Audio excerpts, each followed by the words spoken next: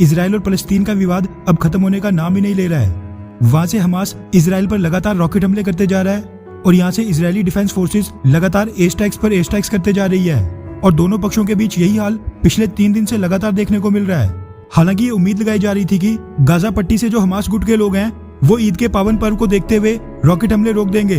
लेकिन ऐसा बिल्कुल नहीं हुआ और हमास ने ईद के दिन भी अपने रॉकेट हमले जारी रखे और हमास ने अब तक कुल 1500 से ज्यादा रॉकेट्स फायर कर लिए हैं। वहीं इजराइल के एक्टिंग प्रधानमंत्री बेंजामिन नेतन्याहू जो पॉलिटिकल क्राइसिस की वजह से बैकफुट पर थे, वो एक बार फिर से बड़ी ताकत के साथ उभरे हैं और उन्होंने फलस्तीन, हमास और गाजा इन सभी को चेतावनी देकर कह दिया है कि अब उनको बड़ी कीमत चुकानी पड़ेगी। साथ में ही बियॉन्ड वर्ल्ड इज वन का आर्टिकल है जिसके मुताबिक बेंजामिन नेतन्याहू ने पिछले कल ये कह दिया है कि वो हमास पर स्ट्राइक्स जारी रखेंगे,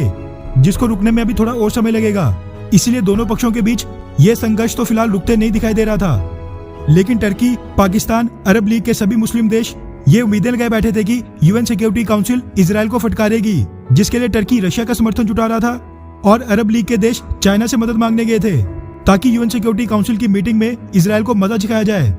लेकिन टर्की, पाकिस्तान और सऊदी अरब समेत इन सभी मुस्लिम देशों की उम्मीदों पर पानी फिर चुका है, क्योंकि फलस्तीन तो छोड़ो, अब यूएन सिक्योरिटी काउंसिल ने भी इसराइल के आगे घुटने टेक दिए हैं। दरअसल times now, Deccan Herald, Reuters और कई मीडिया हाउसेस के हवाले से मीडिया रिपोर्ट सामने निकल कर आ रही है कि यूएन सिक्योरिटी काउंसिल की जो इसराइल और फलस्तीन मुद्दे पर इमरजेंसी मीटिंग बुलाई गई थी, उसमें अकेले अमेरिका ने पूरी की पूरी काउंसिल को इस मुद्दे पर कोई स्टेटमेंट जारी करने से ब्लॉक कर दिया।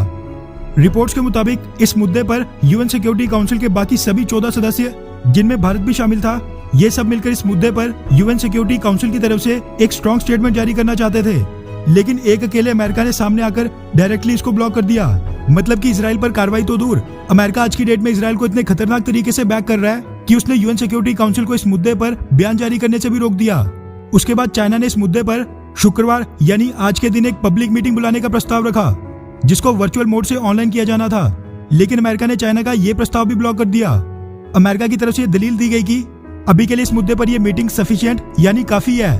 और हमें नहीं लगता है कि यूएन सिक्योरिटी काउंसिल के स्टेटमेंट जारी करने से माहौल में कोई भी शांति आएगी। यानी कि जो मैंने आपको पिछली वीडियो में बताया था कि जो बाइडेन ने इसराइल को फ्री हैंड दे दिया है, वो पूरी तरह प्रूव होता दिखाई दे रहा है। वहीं आपको बता दूं कि अमेरिका ने इस मुद्दे पर एक ओपन मीटिंग 4-5 दिनों के बाद अगले मंगलवार को करवाने पर जोर दिया।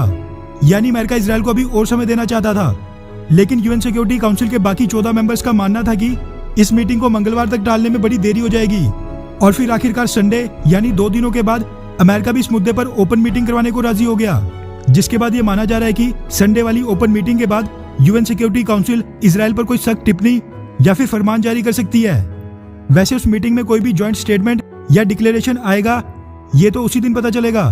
लेकिन ये तो इसराइल पर निर्भर करता है कि वो उसको मानेगा या फिर नहीं। मगर जिस तरीके से इस पूरे घटनाक्रम में अमेरिका आज की डेट में बहुत ही एग्रेसिव तरीके से इसराइल को बैक कर रहा है, उसने तो पिछले राष्ट्रपति डोनाल्ड ट्रंप का कार्यकाल याद दिला दिया। खैर, आपको क्या लगता है कि क्या भारतीय सरकार को इस सिचुएशन को देखते हुए क्या करना चाहिए?